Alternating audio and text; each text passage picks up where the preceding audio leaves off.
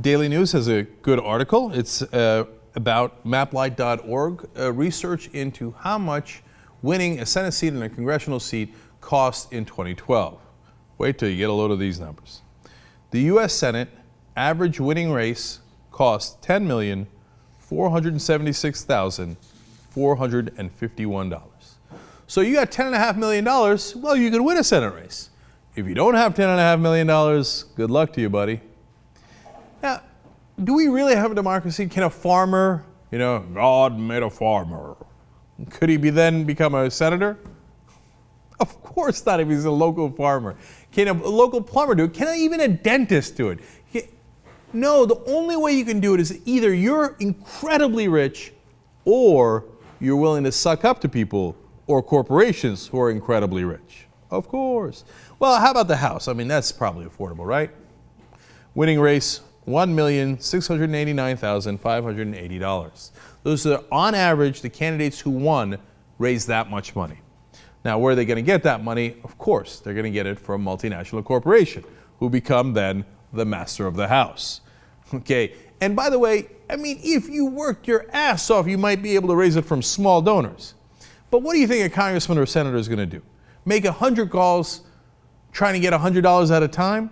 Or are they going to make one call to a giant corporation and say, help a brother out, and you'll get it in return?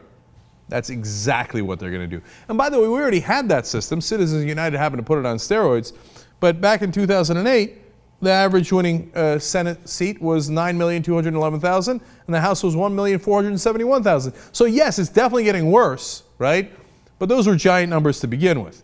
Now, to give you a sense, again, going back to the 2012 numbers, how much money they would have to raise every single day in 2 years to be able to get reelected if they were already in Congress, for example. In the Senate, they would have to raise $14,351 every single day for 2 years. Now, the congressional seats, they're only for 2 years. They last only 2 years. And every day of those 2 years, you have to raise $2,315 to be able to win. So it's no wonder that they spend literally a majority of their time, 50 to 70% of their time, raising money. Not legislating, not giving a damn about their constituents, not meeting with their constituents, not writing bills, not doing research, but raising money, because that's the only thing that gets them elected. This system is literally sick. It is corrupted to its core. It's not a democracy. It's by the rich, for the rich, and certainly of the rich. Now, we got to change this system entirely, okay? Now, obviously, you know that I think wolf-pac is the way to do that, wolf-pac.com, and what you do is you push for a constitutional amendment that takes away corporate personhood so they can't spend unlimited money buying our politicians through legalized bribery. And that's exactly what this is. And you actually do funding of elections publicly so that they don't have to go begging for cash, so we write their checks and they work for us, not for the big donors. Now, one more thing that's really important.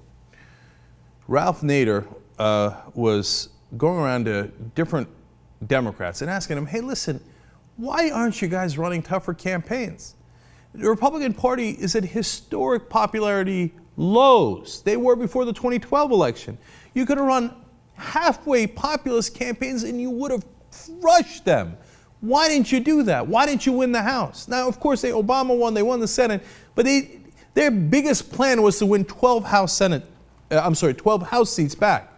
Well, that wouldn't have won the House back for them, so they didn't even plan to win the House back. So Nader asked them, and of course a lot of them, he says, gave him answers like, well, we had gerrymandered districts, and and there was big money support for Republicans. That's true. Districts are gerrymandered, and the Republicans do have a ton of money. But one high-ranking Democrat gave him the answer that is the most true thing I have ever seen in politics. He told him, quote, because we'd raise less money. So if the reason the Democrats do not run tough campaigns, even more progressive campaigns against Republicans, is because they would then anger their corporate bosses and they'd raise less money. So if they were to tell the American people, look at these corrupt Republicans, look at who they're taking money from, Look at who they're doing favors from. Look at who they're working for, the lobbyists and the special interests, etc. Then those same lobbyists and special interests would say, how dare you? Now we're taking away your money, and then you have no chance of winning. You see that right there. It's not Democrats versus Republicans. It's Democrats and Republicans versus us. They can't really go after the Republicans. Why? Because then they'd raise less money from the donors they are all beholden to. wolf-pac.com. Become a member, contribute, volunteer, do whatever you got to do, but we got to change the system because it sure as hell is not a democracy.